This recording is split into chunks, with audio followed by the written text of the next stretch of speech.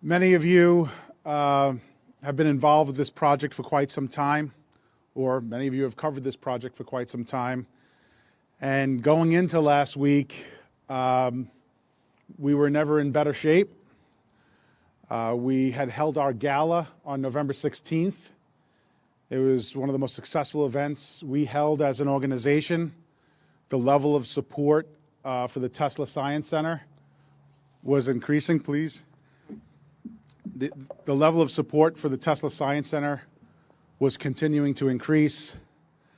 We had announced another installment of capital funding at the gala. The county executive was there, and Suffolk County had just announced $1.15 million towards the project. That put the total capital raised to $14 million on a $20 million project.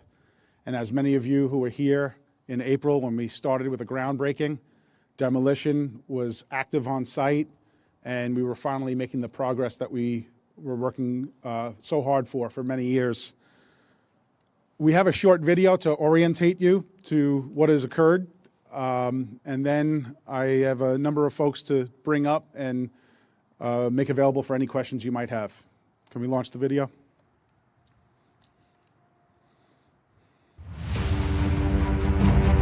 One of history's greatest inventors had a dream to provide free wireless energy from a mysterious tower and lab called Wardenclyffe. Tesla's planning on sending voice, pictures, power, electrical lighting by means of wireless. The people that he counted on to help him through hard times abandoned him. We knew things had been deteriorating, but to see how far that had gone, we had a very small window of opportunity to raise the money and save this very important place. People spoke, really, from all over the world, saying that this place is important, this place really matters. I think one way to look at Wardenclyffe, it's a symbol of someone trying to do something great for all the right reasons to bring about world community. Tesla's brought people together. He's been an inspiration.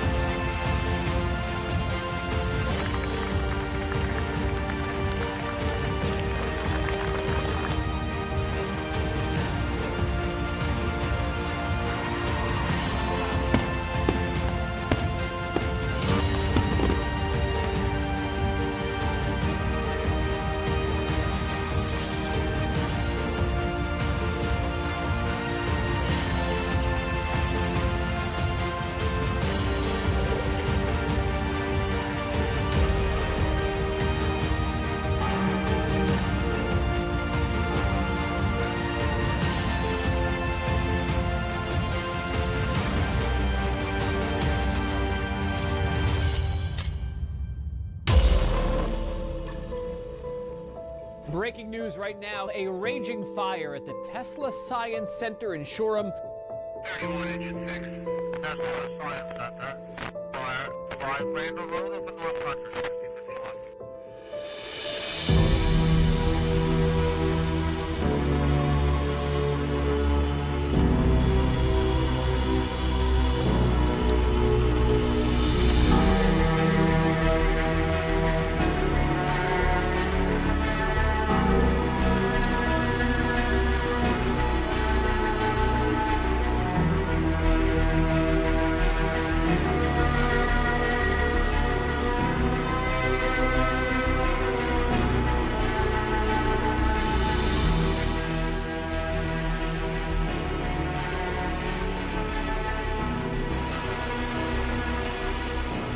Despite the valiant efforts of the first responders, the laboratory is sadly still at great risk. The water from the fire hoses saturated the brick walls. The upcoming winter temperatures could freeze that moisture, causing brickwork to break apart and walls to collapse. The fire was indeed a tragedy, but together we will see Nikola Tesla's laboratory restored.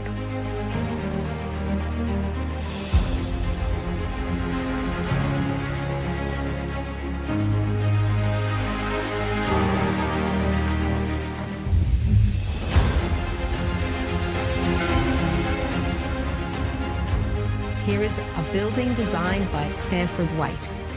It's historically significant. Here's a place where a scientist worked, the last remaining laboratory anywhere in the world where he worked.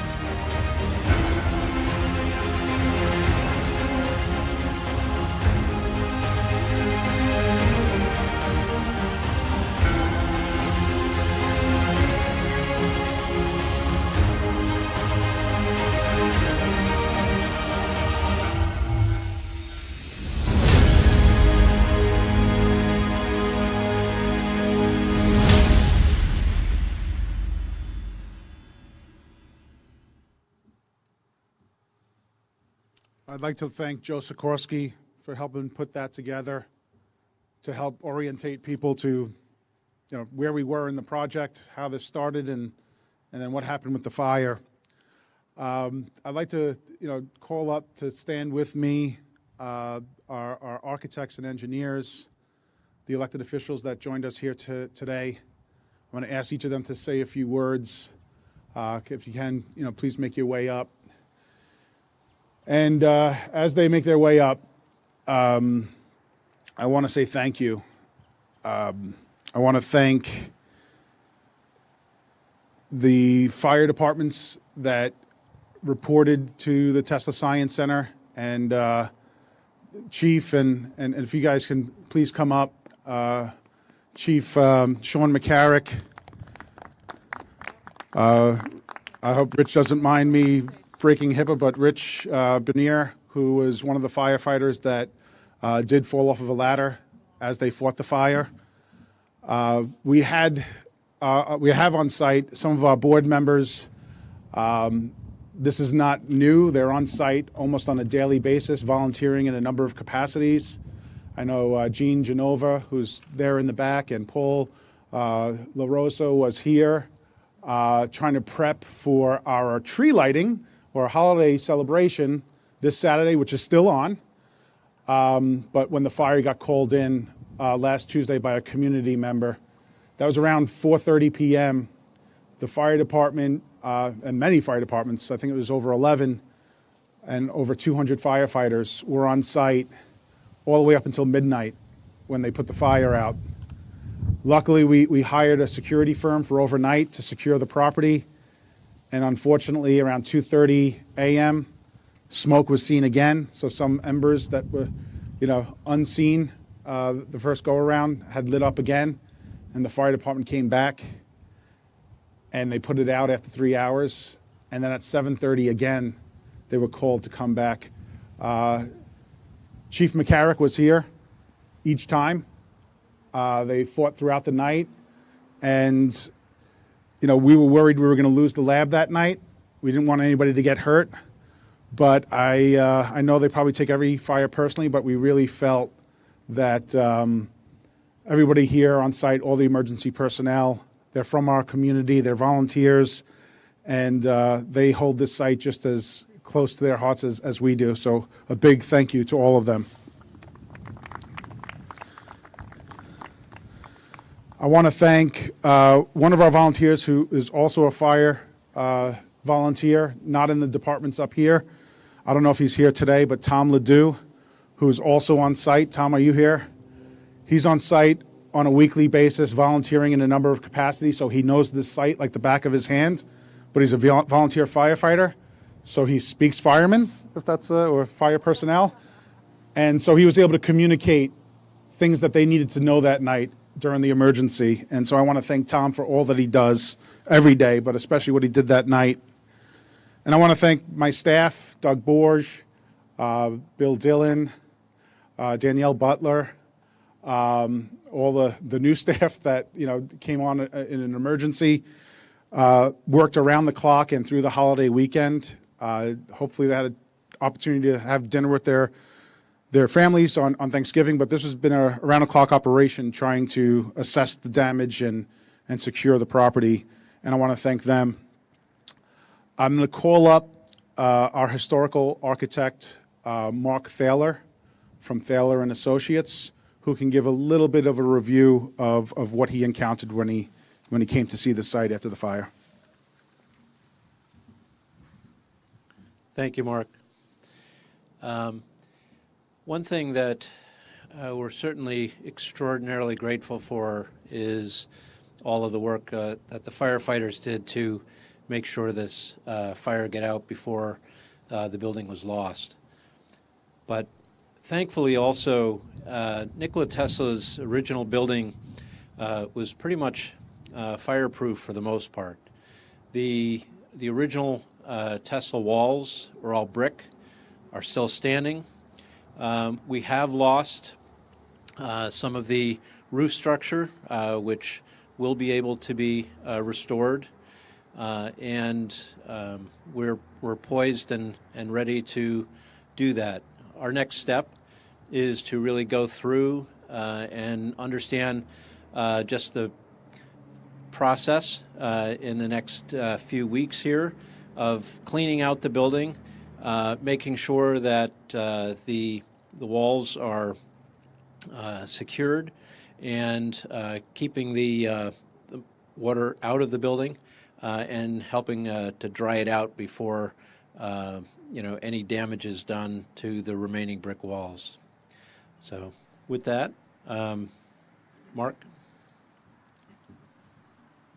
Thank you, Mark Thaler. Next, I'd like to call up our engineers on the project, Cameron Engineering, and to my right. Thank you. Good morning. Michael Holtz. I'm representing Cameron Engineering and IMEG Company. We were called right after the fire and asked to come out here. We did an initial assessment about within 12 hours of the fire being put out. Our most important aspect of that analysis was to look at the structural integrity of the building, make sure that it was safe at the time. Our services will be provided in a phased approach. Initially, and most importantly, is the immediate remediation recommendations we're going to make, which include strategic wall supports, both interior and exterior. We're going to be taking a look at selective demolition of the roofing structure, and then from that, covering the top, as was stated before, so we can prevent any freezing and thawing effects on the structural support of the building. After that, we will go into more in-depth analysis of the structure and start assisting in developing engineering concepts to bring the building back to its historic nature. Thank you. Thank you, Mike. We are lucky to have the support of many in the community and local foundations who have helped contribute towards the laboratory. One I want to acknowledge out in the audience, Kathy Curran from the Robert Lyon Gardner Foundation. Thank you for being here today. Thank you for all your support of the lab building. We've had support at every level of government, from the federal level with the Safe America's Treasures grant that we were able to obtain last summer. A very difficult grant to obtain. And from New York State, we've had a number of capital grants towards this project. I want to call up our state reps for the Tesla Science Center, the people that represent this community, Senator Palumbo and Assemblywoman Giglio. Thank you, Mark.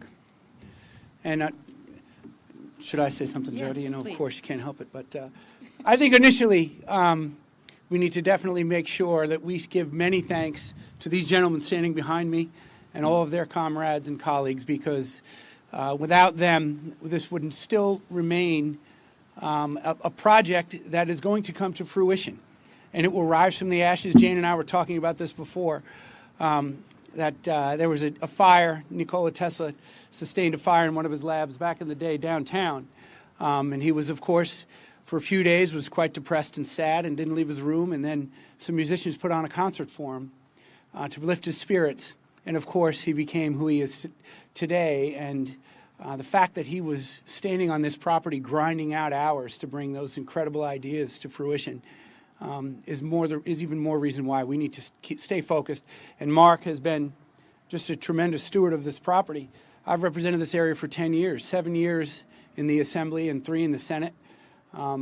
So this is a really important historic site, not just to this county, to the state, to this country, but worldwide. It's that unique.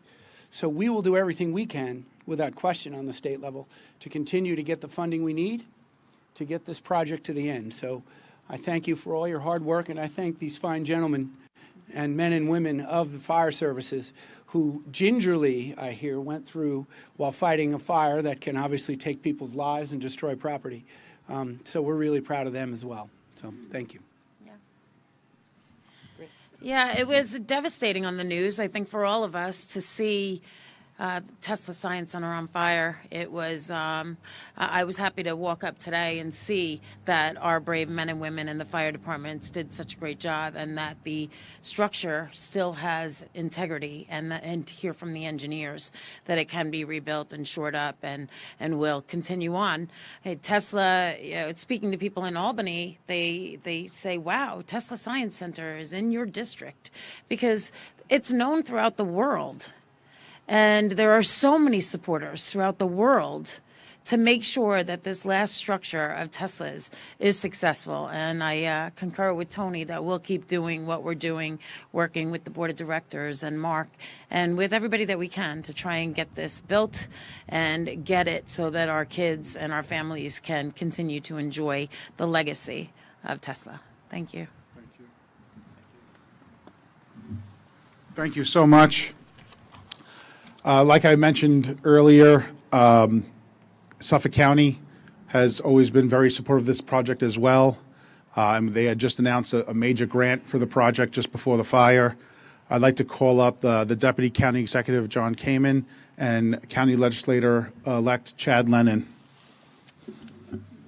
Thank you. Good afternoon. I'm here on behalf of Steve Malone, County Executive, of course. And Steve was honored to have been honored a couple days before the fire, committing over $1 million to the future of this site. And that commitment stands. The future is still before us, and the investment will still grow because that application, the money that will be dedicated towards the economic development of this region, which is where the money comes from, is still important to this community. Buildings can burn down and then be rebuilt. The ideas behind them, the person, the history, the narrative that was created over 100 years ago still exists. That will continue. We have the ability to reconstruct, but because the story behind it is so strong, so important, so relevant, we know that we could all stand together and continue this journey that was started so long ago. And we're proud as Suffolk County to be part of that journey. Thank you. So first, I want to say thank you to the firefighters who did such a tremendous job. You can look behind us and see how much of the structure is actually saved, the halls that Nikola Tesla walked through, the grounds he was on. So thank you to the firefighters for taking such care of this location. And it really is a place that is not just local, but it's international. You've heard here the support from all levels of government, from the county, and Mark, moving forward, you have my advocacy moving forward, everything we can do to support you in rebuilding. It was one step back. We're going to take 2 steps forward, moving forward today. So anything you need from me, please feel free to reach out. And again, thank you to the firefighters, all of you that are here, that are not here, the care that you took, and thank you. Thank you so much. Thank you. Chad hasn't even taken office yet, but he was texting me the day after the fire to see how he could help. And then someone that texts and calls often because she's such a big supporter of this project, and I can't thank her enough, is Councilwoman Jane Bonner. Jane?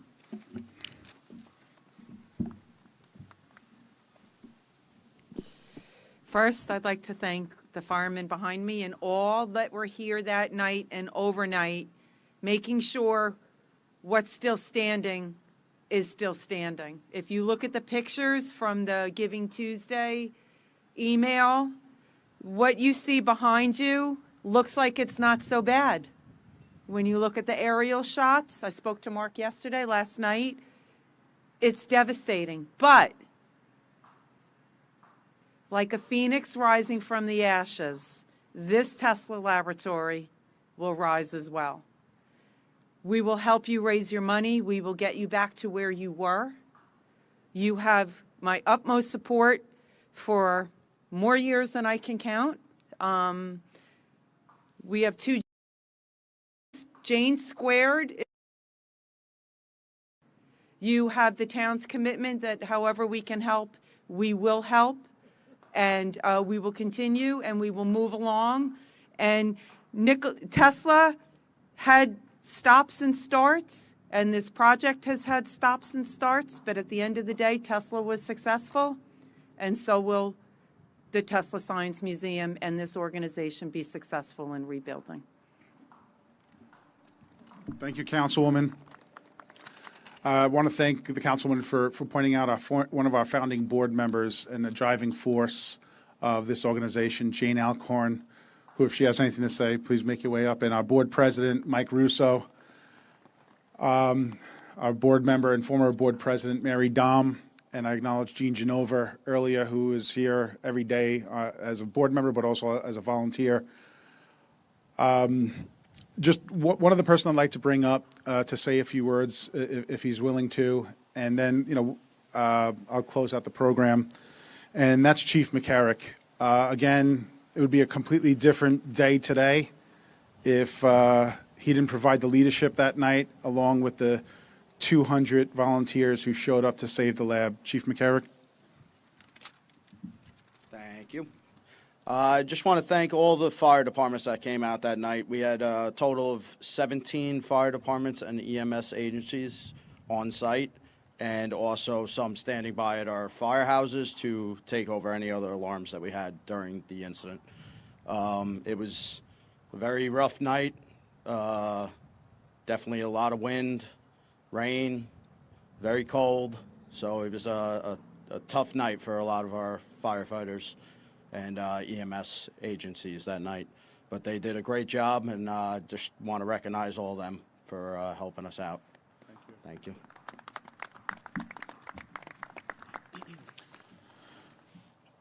So we'll open it up for questions in a second, but I do want to close that before I do. Mike, Jane, would you like to come up? Mike and Jane have been here also on a daily basis along with the staff. Our board is very active, and without them, again, we wouldn't be here. So if you can say a few words, where are you? Come on up. I think the only thing I can say is thank you to everybody who has been supportive in this. Thank you to the firefighters who gave their all that night. And thank you to the people who will support us in the future. I said when I saw what had happened that night that I had hope, and I still do. And I hope that we can continue with resiliency as Tesla did. Jane Alcorn, A-L-C-O-R-N. Thank you.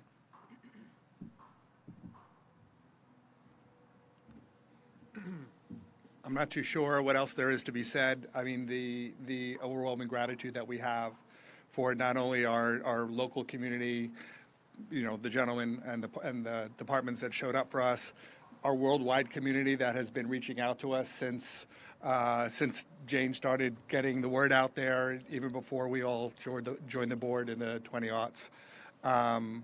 It is a scary feeling to have been watching that fire on that night, wondering what was going to be left the next day. And it's call it the time of the season of thankfulness, but it is overwhelming that we're still standing in front of the building that we fought so hard from getting wrecked many years ago. So thank you.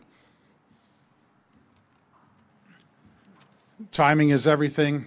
As we're dealing with this crisis, it doesn't hurt to have a board president who's an architectural and engineering professional to help us coordinate all the consultants and contractors we have on site.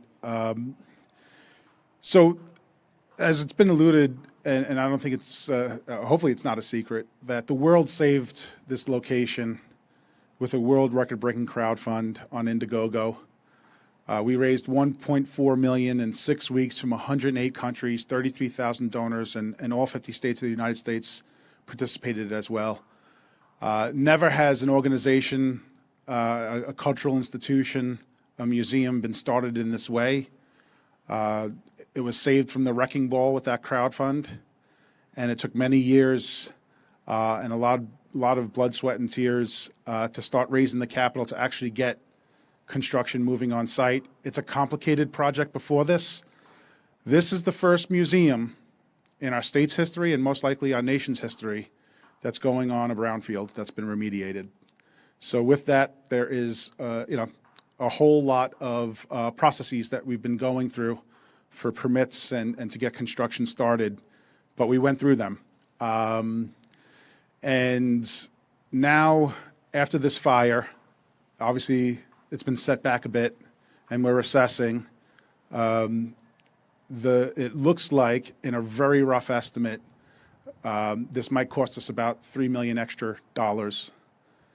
Like I mentioned earlier, after the county's donation of $1.15 million on November 16th, that announcement, we were at $14 million in our capital campaign, a $20 million capital campaign. So we had $6 million left to raise, and we were closing in on it. There was a lot of enthusiasm, and now with this additional $3 million, the total that we're going to have to raise is $9 million to complete the project. And a lot of our larger donors are asking for that number. But I'm bringing up these numbers because as we launched a crowdfund last night on Indiegogo for the second time, those numbers slapped me in the face. 369. And for you Tesla geeks out there, Tesla was all about those numbers in a lot of his research, 369. So the irony is pretty overwhelming to me. But the outpouring of support in our community, and I mean here locally, but also globally, has been what has gotten us through a lot of this the past week. And people are asking how they can help. The best way to help right now, as the end of year is coming and many people look to potentially donate to not-for-profits, we've never needed it more. We need to secure this lab. We need to stop water intrusion and further damage. And then we need to complete this project. So we launched a campaign on Indiegogo. Please help us spread that word. Donate if you can. And we are very hopeful that over the course of the next few weeks, we're going to get this project back on track. Thank you, and we'll take any questions. Unfortunately, the report isn't done yet. It's still under investigation, but they have luckily ruled out arson.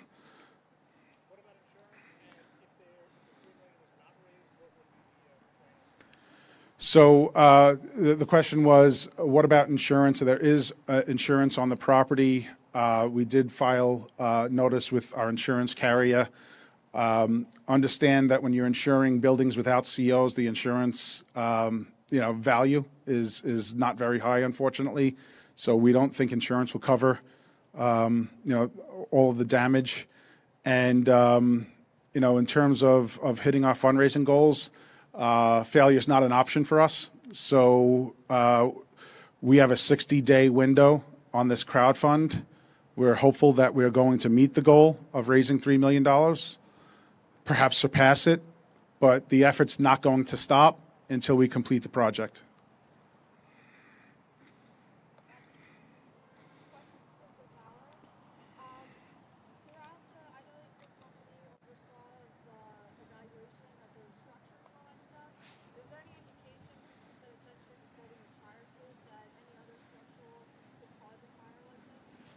That's for Mark Thaler.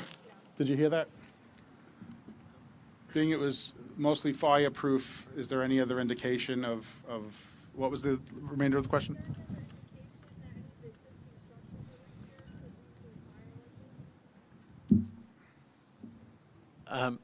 No, in terms of what was within the lab, there's nothing that would automatically have caused a fire, if that's what you're asking in essence. The attached buildings, do you see anything that wasn't fireproof that could have been problematic? The other buildings in the back of it certainly were flammable. I mean, those buildings had wood frame roofs, and certainly the roof on this building was also flammable because it was had wood decking and asphalt roofing. Any other questions? Okay. Thank you so much for joining us here today, and of course we'll be available, throughout the rest of the morning for any questions that come up. Thank you so much. Thank you. I appreciate it. Thank you. I'm sorry. We got to real. There we go. All right. Thank you. Thank you. Yeah. Recover.